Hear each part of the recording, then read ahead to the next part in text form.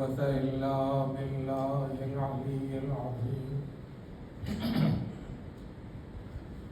أعوذ بالله السميع العليم من الشيطان اللعين الرجيم. بسم الله الرحمن الرحيم. الحمد لله رب العالمين بارئ الخلائق أجمعين وخالق السماوات والأرضين وباعث الأنبياء والمرسلين والصلاة والسلام على أشرف الأولين والآخرين سيد المرسلين شفيع المذنبين رحمة للعالمين طه وياسين مولانا وسيدنا أبي القاسم محمد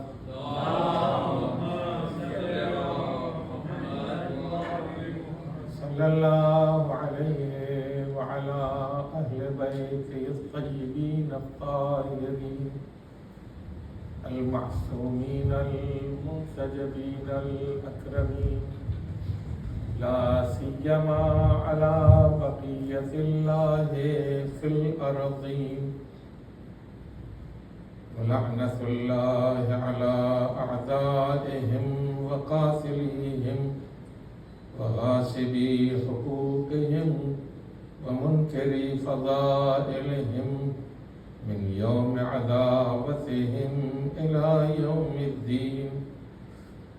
أما بعد فقد قال سبحانه تبارك وتعالى في كتابه الكريم وهو أصدق الصادقين.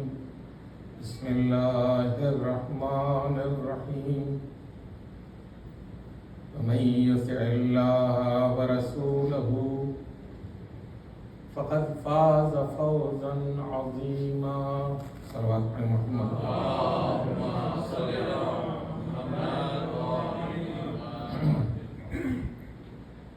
سورہ احزاب کی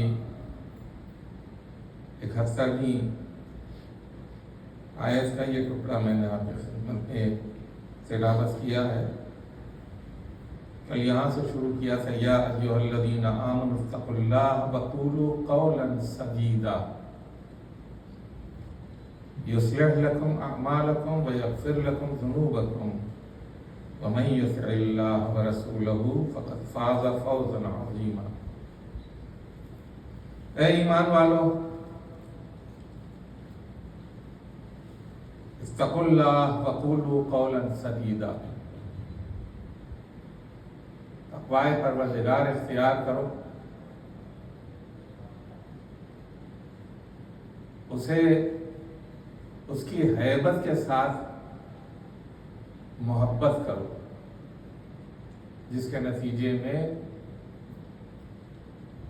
تم اس منزل کے اوپر پہنچو گے کہ تمہاری گفتگو تقوی سے ہم آہنگ ہوگی، تمہاری گفتگو میں پرہیزگاری پائی جائے گی. ہم یہ سوچتے ہیں کہ ہم کو پروردگار عالم نے زبان دے دی ہے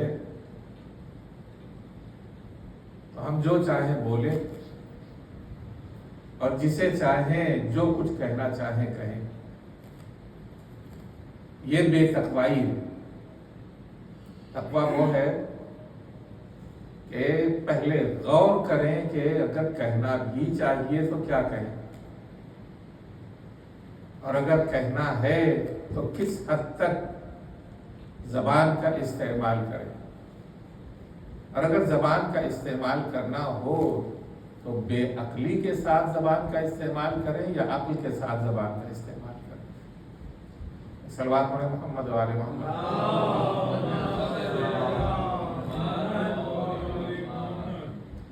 ہم اپنی پوری زندگی میں، کل میں نے اشارہ عرض کیا تھا کہ زبان کے عذاب کا شکار رہتے ہیں.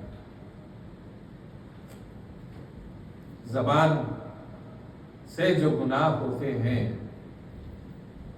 وہ ایسے گناہ ہوتے ہیں کہ جو بڑی مشکل سے قابل بخشش ہوتے ہیں۔ پروردگار عالم نے اتنی عظیم نعمت ہمیں عطا کی ہے جسے زبان کہتے ہیں، اس سے ہم ذکر پروردگار کرتے ہیں، قرآن کریم کی تلاوت کرتے ہیں، معصومین کو سلام کرتے ہیں اور وہ ہمارے سلام کا جواب دیتے ہیں۔ کتنی پیاری نعمت ہے جو پروردگار عالم نے ہمیں عطا کی ہے۔ اس کے بدلے میں ہم ان نعمتوں کو حاصل نہیں کر پاتے چونکہ زبان کا استعمال ہم بیجا طریقے سے کرتے ہیں۔ اگر بجا طریقے سے زبان کا استعمال کریں تو پروردگار عالم ہمیں فوز عظیم تک پہنچاتا ہے، عظیم کامیابی تک پہنچاتا ہے۔ قولوا قولا سدیدا، یہ سدیدہ کیا چیز ہے؟ آپ نے عربی کا یہ لفظ سنا ہوگا سد، سد یعنی ڈیم۔ ڈیم جو بنایا جاتا ہے پانی کو روکنے کے لیے بنایا جاتا ہے، اور پانی کو روکنے کے ساتھ ساتھ اس سے بڑے فائدے حاصل کیے جاتے ہیں۔ اگر ہم نے پانی کے اوپر ڈیم بنا دیا تو ہم اس سے بجلی بھی پیدا کرتے ہیں، ہم اس سے زراعت کے لیے پانی اکٹھا کرتے ہیں، اور بہت سے فائدے ہم سد کے ذریعے جو ہم پانی کے اوپر بناتے ہیں، جو دریاؤں کے اوپر بناتے ہیں، ڈیم بناتے ہیں، اس سے ہم بہت سارے فائدے اٹھاتے ہیں۔ پروردگار عالم ارشاد فرماتا ہے قولوا قولا سدیدا، ایسی بات کرو جو روکنے والی، بیجا گفتگو کو روکنے والی۔ علیکم السلام۔ اگر تم نے اپنی زبان کی روانی کے اوپر ڈیم بنایا ہے، اپنی زبان کی روانی کے اوپر سد بنایا ہے، یہ سد کیسے بنتا ہے؟ زبان کی روانی کے اوپر، پانی کی روانی کے اوپر تو آپ بنا لیتے ہیں، لیکن زبان کی روانی کے اوپر آپ ڈیم بنائیں، یہ امکان میں ہے؟ جواب یہ ہے کہ بالکل امکان میں ہے۔ آپ کی زبان کی روانی کوئی کم نہیں ہے، اتنی زیادہ ہے کہ آپ پوری دنیا کو اس زبان کے ذریعے غرق کر سکتے ہیں۔ اس زبان کی روانی کے ذریعے پوری دنیا کو لڑائی میں مبتلا کر سکتے ہیں، جنگوں میں مبتلا کر سکتے ہیں، ایک قبیلے کو دوسرے قبیلے سے لڑا سکتے ہیں، ایک شہر کو دوسرے شہر سے لڑا سکتے ہیں۔ لیکن اگر آپ نے اس کے اوپر ڈیم بنا دیا، اس زبان کی روانی کے اوپر اگر آپ نے ڈیم بنا دیا تو کیا صورتحال ہوگی؟ خود آپ بھی محفوظ رہیں گے اور آپ کی زبان کے خطرات سے دوسرے بھی محفوظ رہیں گے۔ صلوات پڑھیں محمد وعلی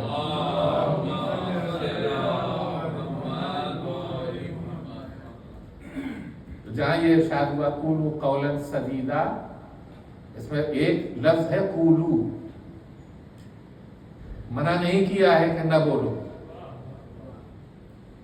بولنے کے لیے کہا گیا ہے قولو، لیکن کیسا بولنا؟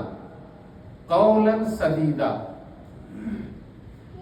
روکنے والا، روکنے والا قول، روکنے والی بات، مہار کی جانے والی بات۔ یہ زبان جو ہے اسے مہار کرنے کی ضرورت ہے، جیسے گھوڑے کو مہار کرنے کے لیے لجام ڈالتے ہیں تو آپ کے قابو میں رہتا ہے، ویسے ہی زبان کو لجام دینے کی ضرورت ہے تاکہ شخصیت آپ کی آپ کے قابو میں رہے۔ صلوات پڑھیں محمد وعلی۔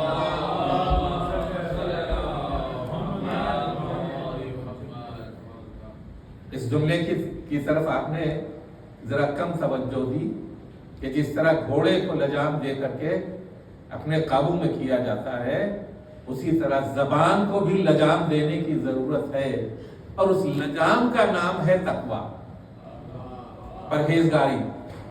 اگر آپ نے پرہیزگاری کے ساتھ زبان کو حرکت دی، آپ نے پرہیزگاری کے ساتھ زبان کو چلایا، آپ نے پرہیزگاری کے ساتھ گفتگو کی، آپ نے پرہیزگاری کے ساتھ کلام کیا، تو یہ کلام جو ہے وہ آپ کو فوز عظیم تک پہنچانے کے لیے، عظیم کامیابی تک پہنچانے کے لیے، یہ کوئی معمولی چیز نہیں ہے۔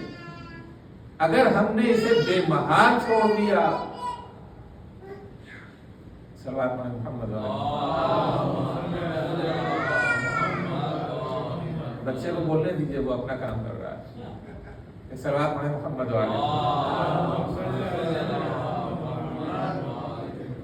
اگر ہم نے بے مہار چھوڑ دیا اسے، تو یہ زبان میں نے ایسا کیا کہ آپ کو بھی تباہ کرے گی اور قوموں کو بھی تباہ کرے گی۔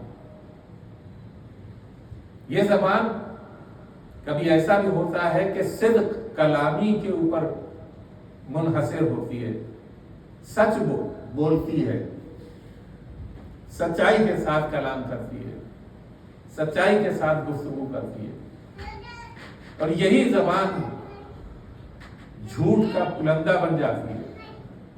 اس قدر جھوٹ اس سے ظاہر ہوتا ہے کہ انسان جھوٹا ہی نہیں، کاذب ہی نہیں، بلکہ کذاب ہو جاتا ہے، بہت زیادہ جھوٹ بولنے والا ہے تو انسان، لیکن انسانیت سے گر گیا ہے۔ اولئک کالانعام بل ہم اضل، یہ وہ لوگ ہیں کہ جو جانوروں کے مانند ہیں، بلکہ اس سے بھی گئے گزرے ہیں۔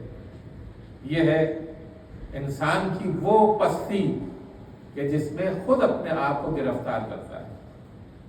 انسان خود اپنے آپ کو گرفتار کرتا ہے۔ کیوں کرتا ہے گرفتار؟ اس لیے کہ اس کے پاس تقویٰ نہیں ہے، پرہیزگاری نہیں ہے۔ اس نے اپنی زبان کے آگے ڈیم نہیں بنایا، سد نہیں بنایا، جو جی چاہتا ہے بولتا ہے، اور جو جی چاہتا ہے بولتا ہے، تو اس کا انجام کیا ہوتا ہے؟ جب جھگڑا ہوتا ہے، جب حالات خراب ہوتے ہیں، تو خود ہی شرمندہ بھی ہوتا ہے، ارے میں نے یہ کیا کہہ دیا، یہ میں نے کیا کہہ دیا، یہ میں نے کون سی بات کہہ دی، جو اتنا اچھا دوست تھا وہ ہمارا دشمن بن گیا، ہماری سوسائٹی میں ہماری حیثیت ختم ہو گئی، کیا کہہ دیا۔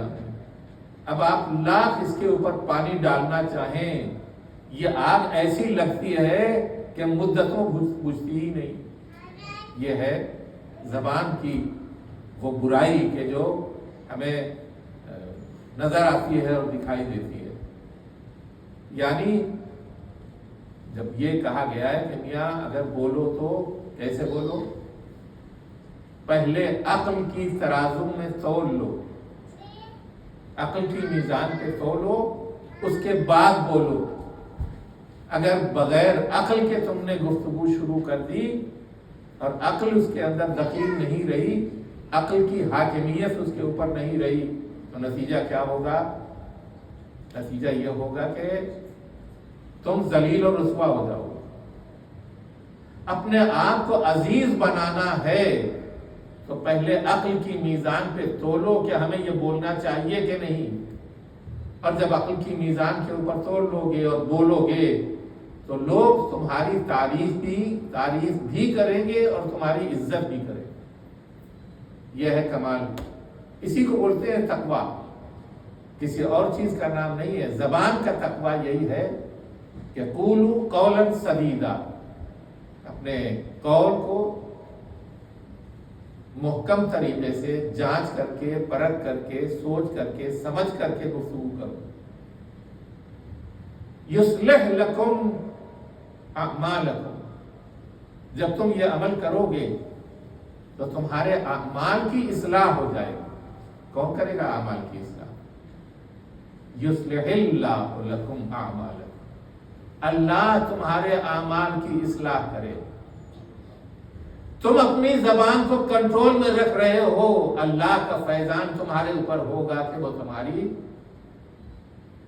اعمال کو، تمہارے اعمال کو، تمہارے ایکشن کو کی اصلاح کر دے گا۔ کتنی اچھی بات ہے۔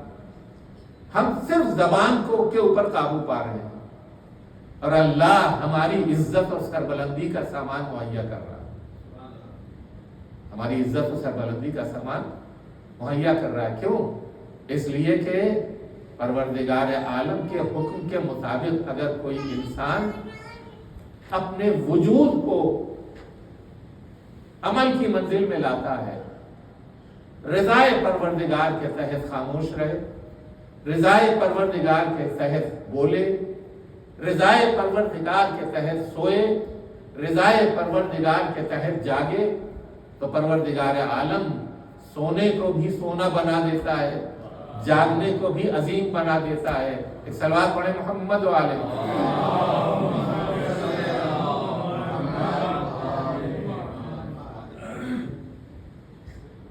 پروردگار عالم کی رضا کے اوپر گفتگو کرنا، نتیجہ کیا ہوتا ہے؟ یصلح لکم اعمالکم ویغفر لکم ذنوبکم، اور تمہارے گناہوں کو بخش دیتا ہے۔ ہم نے ادھر زبان کو کنٹرول کیا، ادھر خداوند عالم نے ہمارے گناہ بخش دیے۔ یہ کوئی معمولی چیز ہے؟ کوئی معمولی چیز ہے؟ ہم نے صرف اپنی زبان کو کنٹرول میں کیا ہے۔ یہ زبان کو کنٹرول میں کرنے کی عادت ایسی بن جائے گی کہ تم خود اپنے آپ کو ایسی منزل میں پاؤ گے کہ گناہ نہیں کرو گے، اپنے آپ کو ایسی منزل میں پاؤ گے کہ سامنے والے نے تمہارے ساتھ کوئی گستاخی کی، ٹھیک ہے، اس نے گستاخی کی، آپ نے اس کے جواب میں کچھ نہیں کہا، تو ظاہر سی بات ہے کہ دو چیزیں نمایاں ہوتی ہیں۔ ایک یہ کہ خداوند عالم کے حکم کے اوپر برائی کا جواب آپ نے برائی سے نہیں دیا، توجہ ہے کہ نہیں؟ برائی کا جواب آپ نے برائی سے نہیں دیا، اپنی زبان کو روکا۔ اور دوسرے یہ کہ سامنے والے کو کہ جس نے برائی سے آپ کو آپ کی شان میں گستاخی کی تھی اسے شرمندہ کیا، وہ شرمندہ ہوا آپ کی خاموشی سے، جو شرمندہ ہوا آپ کی خاموشی سے، تو اس کا مطلب کیا ہوا؟ مطلب یہ ہوا کہ آپ ہی اس کی شرمندگی کا باعث ہوئے اور آپ کے گناہ کی اصلاح، آپ کے عمل کی اصلاح ہو گئی۔ اب اگر آپ نے بار بار اس ایکشن کو اپنایا،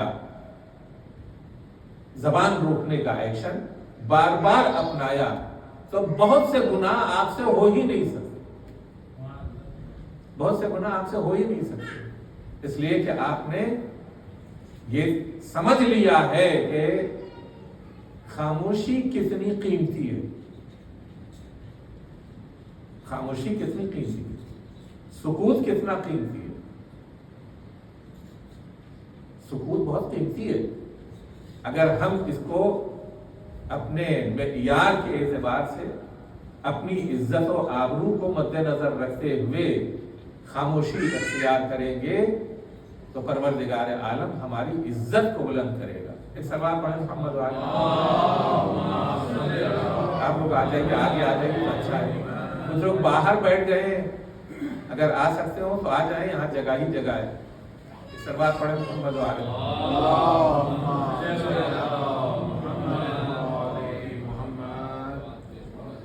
ایک مرتبہ اور صلوات پڑھیں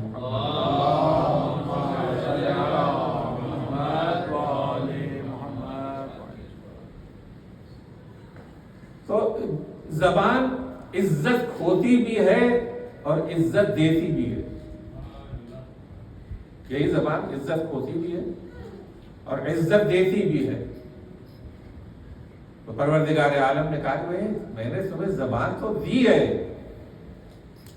نہیں اگر زبان دی ہوتی تو تم اپنے معافی ضمیر کو، اپنے باطن کو، اپنے دل کی بات کا اظہار کیسے کر سکتے؟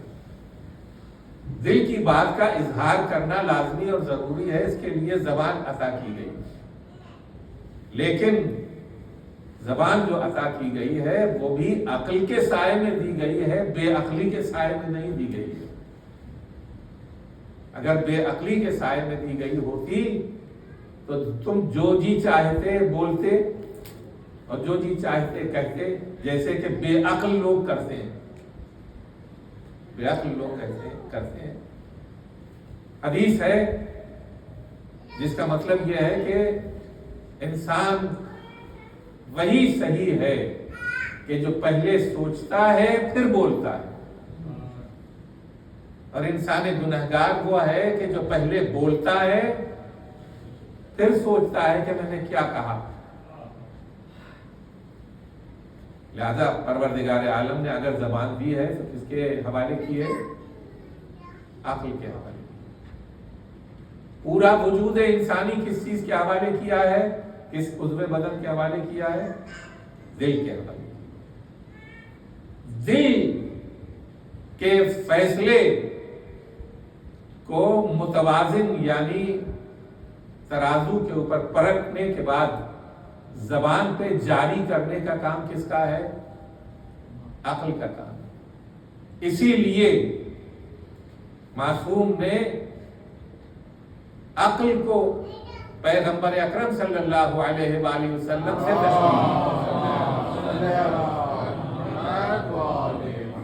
دل کو پیغمبر اکرم سے تشبیہ دی ہے، اور عقل کو امیر المؤمنین علی ابن ابی طالب علیہ السلام۔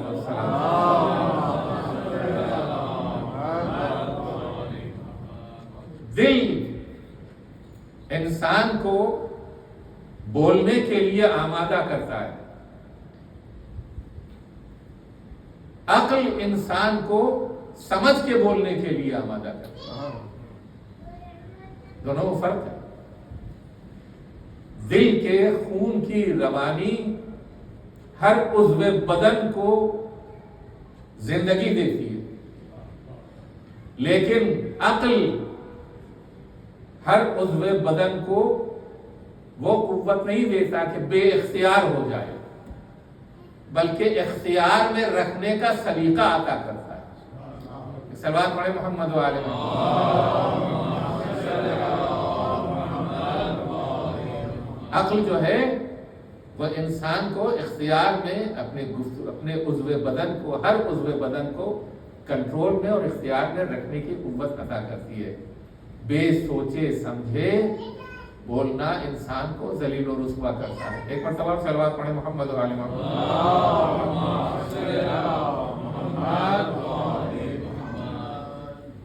وَمَن يُطِعِ اللَّهَ وَرَسُولَهُ فَقَدْ فَازَ فَوْزًا عَظِيمًا۔ اب اس کے اوپر آتے ہیں۔ ایک چیز یہ ہے کہ پروردگار عالم نے ہمیں یہ بتایا ہے کہ بولو لیکن ٹھہر کے بولو، سمجھ کے بولو۔ میں نے تشریح کر دی ہے، کچھ حضرات نہیں آئے تھے۔ قول سدید وہ قول ہوتا ہے کہ جس کو کنٹرول کرنے کے بعد بولا جائے۔ سدید صد سے ہے، اور عربی میں صد، ڈین کو صد بولتے ہیں۔ لہذا کبھی بھی اگر بولو تو ایسا بولو کہ کنٹرول کے ساتھ بولو۔ کنٹرول کے ساتھ بولو گے تو ایک ہی بات کو 10 جملے میں ادا نہیں کرنا پڑے گا، ایک ہی بات کو ایک جملے میں ادا کر سکتے ہو، اس لیے کہ کنٹرول کے ساتھ بول رہے ہو، معافی ضمیر کو اچھی طرح سے ادا کر رہے ہو۔ قولوا قولا سدیدا، اس کا فائدہ کیا ہوگا؟ یصلح لکم اعمالکم، تمہارے اعمال کی اصلاح ہو جائے گی۔ وَيَغْفِرْ لَكُمْ ذُنُوبَكُمْ، اور تمہارے گناہ بخش دیے جائیں گے۔ ایک زبان کو کنٹرول کرنے کے نتیجے میں 2 بیش قیمت جوہر عطا کیے گئے ہیں۔ عمل صالح بن جائے گا اور گناہ بخش دیے جائیں گے۔ یہ کوئی معمولی بات ہے؟ اور اس کے بعد پھر ارشاد ہوتا ہے وَمَن يُطِعِ اللَّهَ وَرَسُولَهُ، اور جو اللہ اور اس کے رسول کی اطاعت کرتا ہے فقد فاز فوزا عظیما، تو وہ عظیم کامیابی کے اوپر فائز ہوتا ہے۔ تذکرہ کہاں سے شروع ہوا تھا؟ زبان سے. قولوا قولا سدیدا، سمجھ کر کے بولو. یہ سمجھ کر کے بولنے کا فائدہ کیا ہے؟ یصلح لکم اعمالکم ویغفر لکم ذنوبکم. میں بار بار تکرار اس لیے کر رہا ہوں کہ کنٹرول کے ساتھ زبان کھولنے کا اتنا عظیم فائدہ ہے کہ دنیا بھی سنور جاتی ہے، آخرت بھی سنور جاتی ہے. صلوات پڑھیں محمد وآل محمد. صرف ایک زبان کی حرکت سے جو اصلاح کے بعد سوچنے اور سمجھنے کے بعد یہ زبان جب حرکت میں آتی ہے تو اس کے یہ دو بڑے فائدے ہوتے ہیں. اور پھر اسے اور بھی مزین کیا گیا ہے آیے کریمہ، اور وہ اس لیے وہ اس طرح سے کہ وَمَن يُطِعِ اللَّهَ وَرَسُولَهُ، اور جو اللہ کی اطاعت کرتا ہے اور اس کے رسول کی اطاعت کرتا ہے. کیا مطلب یہ ہے کہ آغاز ہوا ہے زبان کے تکلم سے، اور اسی کو اللہ کی بھی اطاعت کہا جاتا ہے، رسول کی بھی اطاعت کہا جاتا ہے اگر کنٹرول کے ساتھ زبان کھولی جائے. نہیں توجہ کیا؟ اللہ کی اطاعت کر رہے ہو اگر سوچ سمجھ کے بول رہے ہو، اللہ کی اطاعت کر رہے ہو اگر رسول کی اطاعت کر رہے ہو اگر سوچ سمجھ کے بول رہے ہو، اس لیے کہ تم سے گناہ نہیں ہوگا، اور جس سے گناہ نہیں ہوگا وہی اللہ اور رسول کا مطیع اور پیروکار ہے. ایک صلوات پڑھیں محمد وآل محمد.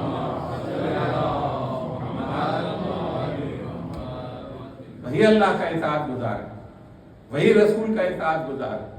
اور یہ اللہ اور رسول کی اطاعت جو ہے وہ ایک لمحے کے لیے بھی اگر ہم سے جدا ہوئی تو ہماری بے عزتی اور ہماری دنیا کی اور آخرت کی رسوائی رکھی ہوئی ہے. دنیا اور آخرت کی عزت و آبرو اگر چاہیے تو انسان اپنے آپ کو کلام کی اس منزل میں رکھے کہ جہاں آپ کی زبان کی زینت قول پروردگار ہو جائے، آپ کی زبان کی زینت قرآن کریم بن جائے، آپ کی زبان کی زینت وہ دعائیں بن جائیں جو معصومین سے مروی ہیں، آپ کی زبان کی زینت وہ ذکر بن جائے جن کی تعلیم اہل بیت علیہ السلام نے دی ہے. جس وقت ہم اپنی زبان کی زینت ان تمام نعمتوں کو بنائیں گے تو نتیجہ کیا ہوگا؟ دنیا تو ہماری سنورے گی، آخرت بھی ہماری سنور جائے گی. اس لیے کہ عجیب و غریب جملہ ہے جو میں آپ کی خدمت میں عرض کر رہا ہوں. ہمیں جانا کہاں ہے؟ ہم اس دنیا میں رہنے کے لیے آئے ہیں؟ نہیں. 60 سال رہیں گے، 70 سال رہیں گے، 80 سال رہیں گے، 100 سال رہیں گے زیادہ سے زیادہ. کوئی بہت بہادر ہوا تو 120 سال کا ہو جائے گا، لیکن جانا ہے بہرحال اسے. اگر جانا ہے بہرحال تو جہاں جانا ہے وہاں کی زبان سے آشنائی ضروری ہے کہ نہیں؟ وہاں کی زبان کی عادت ڈالنی ہے کہ نہیں؟ وہاں کی زبان کا لہجہ اپنانا ہے کہ نہیں؟ اور اگر اپنانا ہے لہجہ تو ہمیں قرآن بھی کی تلاوت بھی کرنا ہوگی، ہمیں سچ بولنا بھی ہوگا، اس لیے کہ وہاں کی زبان صادق کی زبان تو ہوگی، کاذب کی زبان نہیں ہوگی. وہاں آپ جائیں گے اور آپ سے پوچھا جائے گا کچھ، اور اگر آپ نے صحیح جواب دیا جبھی تو آپ جنتی کہلائیں گے، اور اگر صحیح جواب نہیں دیا تو آپ کہاں جائیں گے؟ ایک زبان نے ہمیں کہاں سے کہاں پہنچا دیا، ایک زبان نے ہمیں کہاں سے. اور اگر ہم نے عادت ڈال لی اس بات کی کہ لہجہ معصوم اپنانے کا شوق پیدا ہو گیا، زبان معصوم میں گفتگو کرنے کا شوق پیدا ہو گیا. اچھا یہ کیا ہے؟ یہ جو دعائیں ہیں انہیں ہم نے کبھی سوچا ہے، غور کیا ہے؟ یہ جو دعائیں ہیں اس میں سوال بھی ہے اور جواب بھی ہے. زبان سوال بھی کرتی ہے اور جواب بھی لیتی ہے نا. اگر سوال و جواب دعاؤں کے ذریعے ہمیں مل جائے اور ہم آشنا ہو جائیں خدا سے گفتگو کرنے کے اور اس سے جواب لینے کے، اگر آشنا ہو جائیں تو اس دنیا ہی میں نہیں آخرت میں بھی ہمارے درجے معصوم کے ساتھ ہی نظر آئیں گے، اس لیے کہ ہم معصوم کے لہجے میں گفتگو کر رہے ہوں، اور جنت کی زبان معصوم ہی کا لہجہ ہے، کسی اور کا لہجہ نہیں۔ صلوات پڑھیں محمد والے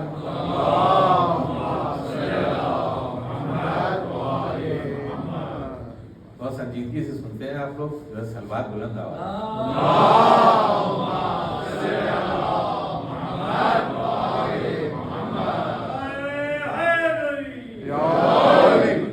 اس سلسلے کو وَمَن يُطِعِ اللَّهَ وَرَسُولَهُ جو یہاں بیان کیا گیا ہے تو اس لیے بیان کیا گیا ہے کہ جو اللہ کی اطاعت کرے گا یعنی سچ بولے گا، اور اس کے رسول کی اطاعت کرے گا یعنی سچ بولے گا، اور زبان کو کنٹرول کے ساتھ بیان کرے گا یعنی کلام کرے گا تو اپنے سلیقے کے ساتھ، کنٹرول کے ساتھ، عقل کی میزان کے اوپر ترتیب پہ گفتگو کرے گا اور کلام کرے گا۔ تو اب یہ چیز جو ہے اطاعت خدا بھی کہلائے گی، اطاعت رسول بھی کہلائے گی۔ آیا یہ اطاعت خدا اور اطاعت رسول ہمارے یہاں کس حد تک ہے، کس منزل تک ہے؟ اللہ ہمارے سامنے آتا نہیں، اس نے ہمارا اپنا پیغام پہنچانے کے لیے رسول بھیجے، رسول خاتمیت کی منزل پہ پہنچ گئے، یعنی خاتم النبیین، آخری پیغمبر، اور ان کی رحلت بھی ہو گئی۔ اب یہ معیار کے اطاعت اللہ اور اطاعت رسول اگر ہوگی تو کیسے ہوگی؟ رسول خدا بھی چلے گئے تو لازمی ہے کہ رسول خدا کے جیسا کوئی ہونا چاہیے کہ جو ہمیں اس سلیقہ مند زندگی سے آشنا کر سکے۔ بہت قیمتی جملہ ہے آپ کے حوالے کیا ہے، اس سلیقہ مند زندگی سے آشنا۔ کبھی کبھی ایسا ہوتا ہے کہ آپ لوگ جو ہے وہ دور ہو گئے ہیں اردو سے، تو یہ جملے جو ہیں وہ سر سے گزر جاتے ہیں۔ باسلیقہ، سمجھ میں آئی؟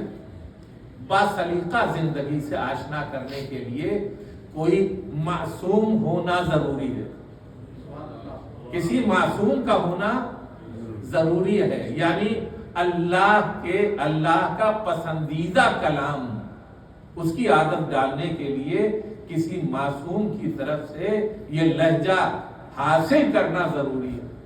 تو اگر یہ لہجہ حاصل کرنا ضروری ہے تو یہ بھی ضروری ہے کہ رسول اگر خاتمیت کی منزل کے اوپر پہنچ گئے تو ان کے فوراً ہی بعد کوئی رسول جیسا ہو، ان کے فوراً ہی بعد کوئی رسول کے جیسا ہو جو ہمیں یہ سلیقہ سکھا سکے، ہے نا؟ تو اب اگر ہم یہ کہتے ہیں کہ رسول نے جاتے جاتے ہمیں کوئی ایسا سلیقہ مند معصوم نہیں دیا ہے، اور ہم خود ہی اپنے شب و روز کا فیصلہ کرنے والے ہیں، تو ہم کیا اور ہماری عقلیں کیا، ہم کیا اور ہماری سوچ کیا، ہم کیا اور ہماری فکر کیا؟ ہم اپنی فکر کے لیے بھی، اپنی سوچ کے لیے بھی، اپنے فیصلوں کے لیے بھی کسی معصوم شخصیت کے محتاج ہیں، کسی معصوم شخصیت کے محتاج ہیں۔ اسی لیے یہ کہا گیا ہے لولا الحجہ لصاخت الارض باہلها، اگر حجت الہی موجود نہ ہو تو یہ زمین اپنے اوپر رہنے والوں کو نگل جائے۔ کیوں؟ اس لیے کہ پروردگار عالم کی وہ حجت یعنی امام وقت اگر ہمارے سامنے موجود نہ ہو تو ہم خود ہی آپس میں لڑ کر کے مر کے زمین کی گہرائیوں میں چلے جائیں، اس لیے کہ ہمیں کوئی سلیقہ سکھانے والا نہیں، زندگی کا سلیقہ سکھانے والا نہیں۔ اسی لیے معصوم کی ضرورت ہے کہ ہمیں زندگی کا سلیقہ سکھایا جائے ہر آن اور ہر لمحہ۔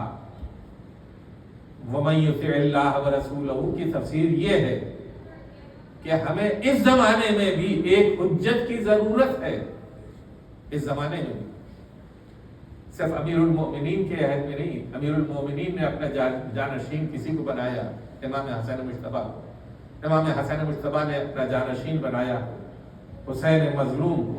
یہ سلسلہ ہمارے آخری حجت یعنی امام زمانہ تک پہنچا ہے۔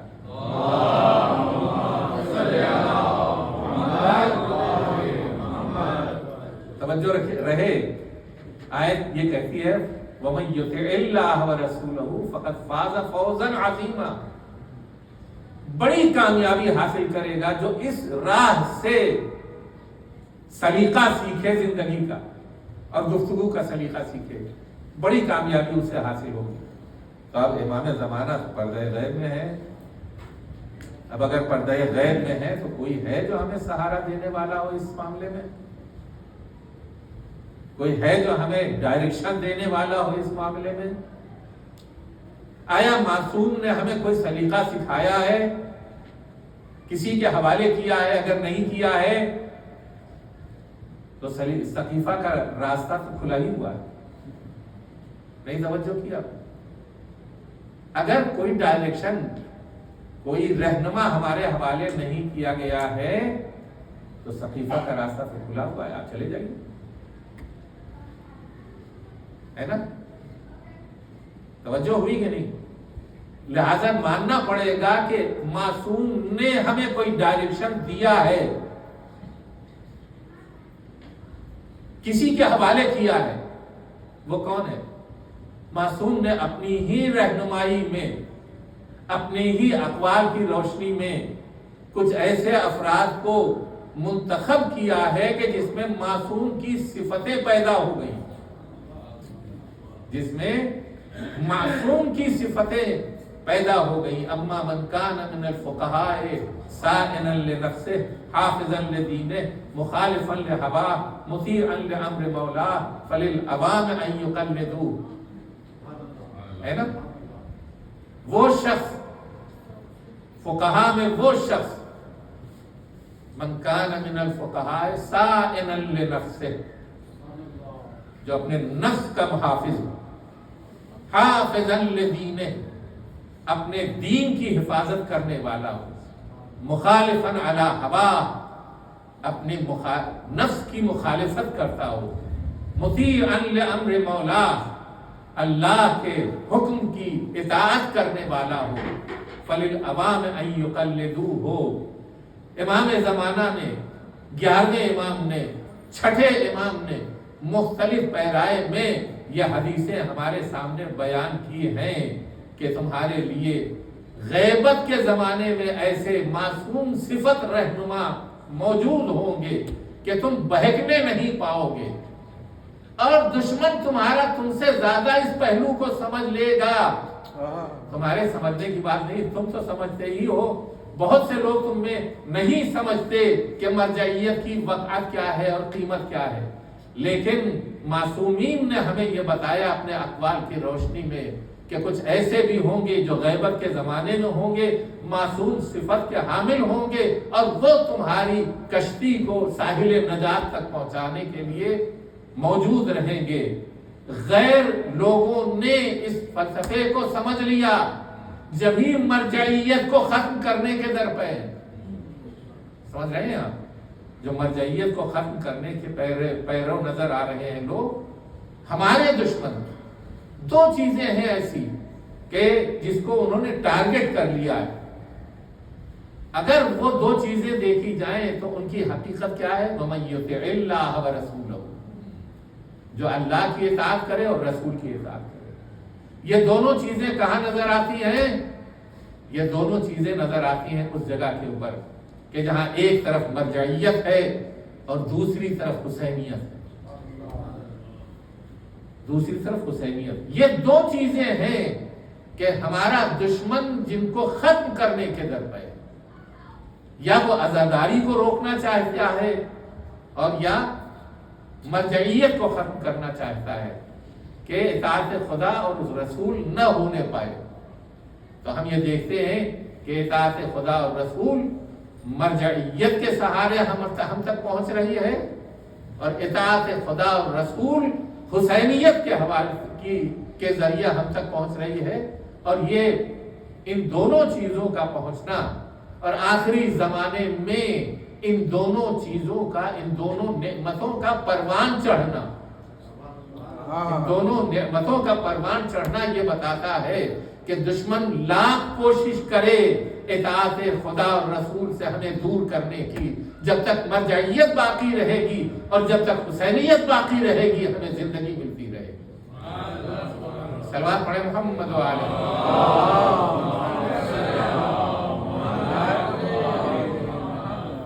ایک مرتبہ اور صلوات پڑھیں محمد۔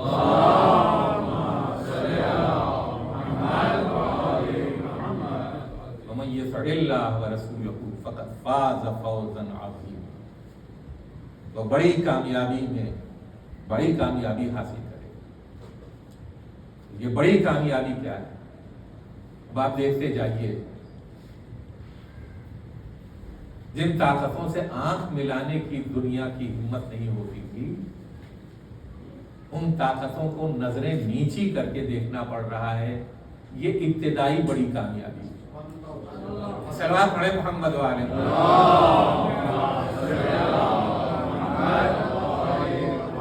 یہ ابتدائی بڑی کامیابی ہے، لیکن جب وہ حجت آخر پردہ غیب سے نکل کر دنیا کے سامنے آئیں گے اور وہ یہ کہتے ہوئے نظر آئیں گے بقیت اللہ خیر لکم ان کنتم مؤمنین، اور میں وَأَنَا بقیت اللہ، اور میں بقیت اللہ ہوں۔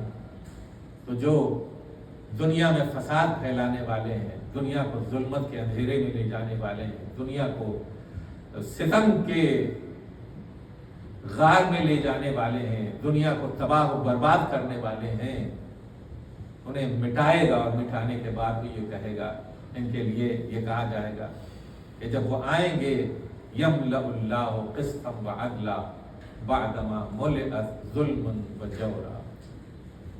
یہ دو نعمتیں، من یطع اللہ ورسولہ فقد فاز فوزا عظیما، ان دو نعمتوں کے ذریعے ہمیں یہ دو نعمتیں ملی، ایک جانشینی امام زمانہ اور ایک حسین مظلوم کی عزاداری۔ آج دنیا اس کے اوپر نہ صرف یہ کہ غور کرنے کے بعد بے چین ہے، پریشان ہے کہ یہ جوق در جوق لاکھوں کی تعداد میں حسین کا نام لینے والے ایک مرکز کی طرف کیسے جا رہے ہیں، پیدل جا رہے ہیں، دھوپ میں جا رہے ہیں، پیاسے جا رہے ہیں، بھوکے جا رہے ہیں، اگرچہ ان کے لیے انتظام بھی ہو رہا ہے۔ اور یہ جو 3-4 دن ہوتے ہیں، یہ 3-4 دن ہمیں امام زمانہ سے وصل کر دیتے ہیں۔ توجہ نہیں کیا؟ یہ 3-4 دن ہمیں امام زمانہ سے جوڑ دیتے ہیں۔ یہ 3-4 دن یہ ایسی حکومت ہوتی ہے اس ایریے میں کہ جس میں امام زمانہ کی حکومت نظر آتی ہے۔ کھانے کی فکر نہیں ہے، پینے کی فکر نہیں ہے، کسی اور چیز کی فکر نہیں ہے، مل بھی رہا ہے۔ اگر اس زمانے سے الگ ہٹ کر کے آپ جائیے تو نتیجہ یہ ہوگا فلاں چیز فلاں قیمت رکھتی ہے، فلاں چیز فلاں قیمت رکھتی ہے، فلاں چیز فلاں قیمت رکھتی ہے۔ تم اگر تلاش بھی کرنا چاہو بڑی مشکل سے ملے گی، لیکن 40 کے سفر میں جانے والے جاتے ہیں، التماس کرنے والے التماس کرتے ہیں کہ ہمارے پاس آ کے کھانا کھا لو، ہمارے پاس آ کر کے جو ہماری کھجوریں ہیں وہ کھا لو، جو ہم پانی لیے ہیں وہ پی لو، مفت میں۔ یہ کیا ہے؟ یہ وہی امام زمانہ کے زمانے کی جھلکی ہے، امام زمانہ کے زمانے کی جھلکی ہے، جو ہمیں حسینی 40 کے جلوس میں نظر آتی ہے۔ اب سمجھ میں آتا ہے کہ حسین امام زمانہ سے اور امام زمانہ حسین سے کس قدر وابستہ اور جڑے ہوئے ہیں۔ امام زمانہ کے لیے یہ ملتا ہے کہ جب وہ ظاہر ہوں گے تو یہ فرمائیں گے یا اہل العالم ان جدی الحسین قتلوہ آتشان۔ سب سے پہلا جو اعلان ہوگا मासूम ने जो ये कहा है या अहलल आलम, इसका मतलब ये छोटी सी दुनिया नहीं है, ये पूरी कायनात जो अहले बैत के सदक़े में खल्क की गई है, कि जिसकी तफसीर हदीस के सामने आप बार बार सुनते रहते हैं। आसमान, जमीन, समंदर, कश्तियां, सूरज, चांद, जो कुछ भी कवाकिब, ये सब के सब अहले बैत की मोहब्बत में, अहले बैत के सदक़े में पैदा किए गए हैं। ये आलम है। और इमाम ज़माना फरमाएंगे या अहलल आलम इन्न जद्दी अल हुसैन क़तलूहु अतशान, ए कायनात के लोगों, मेरे जद हुसैन को प्यासा ज़िबा कर डाला। या अहलल आलम इन्न जद्दी अल हुसैन सहकूहु उद्वाना, ए आलम के लोग, मेरे जद हुसैन को दुश्मनी के साथ घोड़ों की टापों से रौंदा गया। या अहलल आलम इन्न जद्दी अल हुसैन तरहूहु उर्याना, ए कायनात के लोगों, मेरे जद हुसैन को बेगोरो कफन छोड़ दिया गया। ये पहला मैसेज है इमाम ज़माना का, पहला पैगाम है इमाम ज़माना का। अजीजों, हम और आप बैठे गिरिया करते हैं, 1400 बरस हो रहे हुसैन की आज़ादारी करते हुए। हम खुशकिस्मत हैं कि हमारे आंसू इमाम ज़माना के आंसुओं से मिल रहे हैं। हमारे आंसू इमाम ज़माना के आंसुओं से मिल रहे हैं। जिस तरह वो गिरिया कर रहे हैं, इसी तरह खुदा ने हमें भी तौफीक दी है कि हुसैन मजलूम पर गिरिया करें और हुसैन मजलूम पर आंसू बहाएं। जज़ाकुम रब्बुकुम। ये अय्याम अज़ाब हमें बाहर साल याद दिलाते हैं उन मसाइब व आलाम की कि जो आले मोहम्मद के ऊपर तोड़े गए। इमाम हुसैन अलैहिस्सलाम जिस तरह जवानों को लेकर के आए थे करबला के मैदान में, उसी तरह बच्चों को भी लेकर के आए।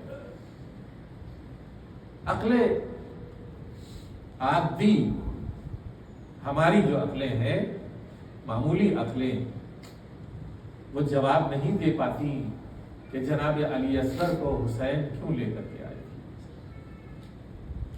लेकिन इमाम हुसैन अलैहिस्सलाम ये जानते थे कि इन जालिमों के चेहरे के ऊपर पड़ी हुई नकाब को कैसे खींचा जाए, इन जालिमों के जुल्म को किस तरह आश्कार किया जाए कि वो 3 दिन के भूखे और प्यासे बच्चे के ऊपर सवाल आग के जवाब में तीर से शोभा चलाए। और ये तीर से शोभा बच्चे के गले को इस तरह छेदे कि जैसे वो बाप के हाथों पर ज़बा हो जाए। अक्ल सलीम सोचने के ऊपर कांप जाती है कि हुसैन 3-4 बरस की कमसिन बच्ची सकीना को क्यों लेकर के आए, सकीना को क्यों लेकर के आए। वो सकीना जो आम बच्चों के साथ वो भी अल अतश की आवाज़ें बुलंद करती है, वो भी गिरिया करती हैं, अपने चचा से कहती हैं, चचा जान मेरे लिए पानी का इंतजाम कीजिए। वो सकीना जो करबला के मैदान में अपने बाप को जो रुखसत कर रही थी, तो उसने ये कहा था, बाबा जान आखिरी मर्तबा अपने सीने के ऊपर सुला लीजिए, अपने सीने पर सुला लीजिए। घोड़े से जमीन के ऊपर आए हुसैन, जमीन के ऊपर लेट गए, कहा मेरी बच्ची आ मेरे सीने से लग जा ताकि तुझे कुछ सुकून हो जाए, लेकिन मेरे बाद अब अपने बाबा का सीना तलाश न करना, अपनी खुपी के सीने के ऊपर सो रहना, मुझे याद न करना। अजीजों, जब करबला के जंगल में कद कुतिल हुसैन बिकरबला वक़द ज़ुबिहल हुसैन बिकरबला की आवाज़ बुलंद हुई और ज़ुलजनाह مقتل سے خیمہ گاہ کی طرف ہنہناتا ہوا آیا اور اپنی زبان میں کہہ رہا تھا الظلیمہ الظلیمہ، کیا ظلم کیا ہے اس امت نے، اپنے رسول کے نواسے کو ذبح کر ڈالا بھوکا اور پیاسا۔ خیمے سے بیویاں باہر نکلی۔ امام زمانہ اس کیفیت کی ترجمانی کرتے ہیں، لاتمات الوجوہ ناشرات الشعور، اپنے بالوں کو بکھرائے ہوئے نکلی، اپنے چہروں پر تماچے مارتی ہوئی نکلی، ذوالجناح کو چاروں طرف سے گھیر لیا۔ بیویاں گریا کر رہی تھی، لیکن 4 برس کی کمسن بچی سکینہ ایک منزل کے اوپر آئی، وہ اپنے بابا کے گھوڑوں کے سنوں سے لپٹ گئی اور لپٹنے کے بعد کہتی ہے اے میرے بابا کے رہبار، مقتل میں لے گیا لیکن لے کے واپس نہ آیا، مجھے اتنا بتا دے میرے بابا کا سر جب قلم کیا گیا انہیں پانی ملا یا نہیں، یا یوں ہی ذبح کر ڈالا گیا؟ جزاکم ربکم، آپ کو صاف ہو لیے خداوند عالم اہل بیت کے غم میں بہنے والے آنسوؤں کو اپنی بارگاہ میں قبول فرمائے۔ عزیزو، یہ قافلہ کربلا سے نکلا، کوفے پہنچا، کوفے سے شام کی طرف روانہ ہوا، ایک منزل وہ بھی آئی کہ حسین کا وہ نیزہ جس پر حسین مظلوم کا سر تھا زمین میں دھس گیا۔ اب شب لہراتا ہوا تازیانہ لے کے آتا ہے اور آ کے سید سجاد سے کہتا ہے اے سید سجاد، اپنے بابا سے کہو آگے کیوں نہیں پڑھتے؟ ہتھکڑیاں اور بیڑیاں سنبھالی سید سجاد نے، آگے آئے، بابا سے کہا بابا آپ کا سر آگے کیوں نہیں بڑھ رہا ہے؟ سر بریدہ سے آواز آئی اے میرے لال کیسے آگے بڑھوں، میرے سینے پر سونے والی سکینہ قافلے سے چھوٹ گئی ہے، اونٹ کی پشت سے گر گئی ہے۔ یہ سننا تھا کہ جناب سید سجاد ہتھکڑیاں سنبھالے ہوئے، بیڑیاں سنبھالے ہوئے جناب زینب کے ساتھ قافلے سے پیچھے سکینہ کو تلاش کرتے ہوئے نکلے۔ دیکھا ہے درخت کے نیچے، ایک کھجور کے درخت کے نیچے ایک معظمہ بیٹھی ہوئی ہے، سکینہ ان کی آغوش میں سو گئی ہے، اسے چین مل گیا ہے۔ عزیزو، جناب سید سجاد نے آگے بڑھ کے کہا بی بی آپ کون ہیں؟ آپ نے اس یتیمہ کے اوپر بڑا کرم کیا ہے، اسے سکون مل گیا ہے۔ جناب زینب نے کہا اپنے چہرے سے نقاب ہٹائیے تاکہ ہم آپ کا شکریہ ادا کریں۔ یہ سننا تھا، بی بی نے چہرے سے نقاب ہٹائی، آواز دی اے سید سجاد، اے سکینہ، اے زینب، ارے کس کا شکریہ ادا کرنا چاہتی ہو؟ میں تمہاری ماں فاطمہ ہوں، تمہارے قافلے کے پیچھے پیچھے چلی آئی۔ سَيَعْلَمُ الَّذِينَ ظَلَمُوا أَيَّ مُنقَلَبٍ يَنقَلِبُونَ۔ إلهي بحق الزهراء وأبيها وبعلها وبنيها والسر المستودع فيها، پروردگارہ ہماری اس مجلس کو قبول فرما، اس عبادت کو قبول فرما۔ آپ حضرات سے گزارش ہے کہ ایک سورہ فاتحہ نئے family, Jafri family, Naqvi family, بنکا فیملی کے مرحومین کو ایصال فرما۔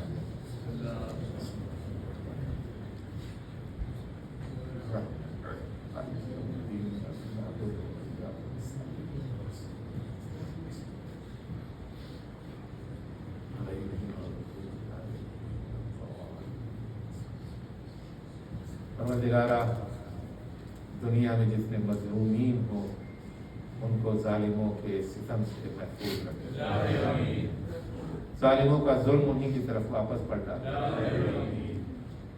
مظلوموں کو کامیابی عطا فرما، لشکر اسلام کو فتح مندی عطا فرما، علماء اعلام برائے نظام رہبر انقلاب کو حفظ و امان کرے، امام زمانہ کے ظہور میں تعجیل فرما، امام زمانہ کے ظہور میں تعجیل فرما، امام زمانہ کے ظہور میں تعجیل فرما۔ ربنا تقبل منا انك انت السميع العليم بحق محمد وآله الطاهرين. Ya Hussein, Ya Hussein, Ya Hussein, Ya Hussein, Ya Hussein.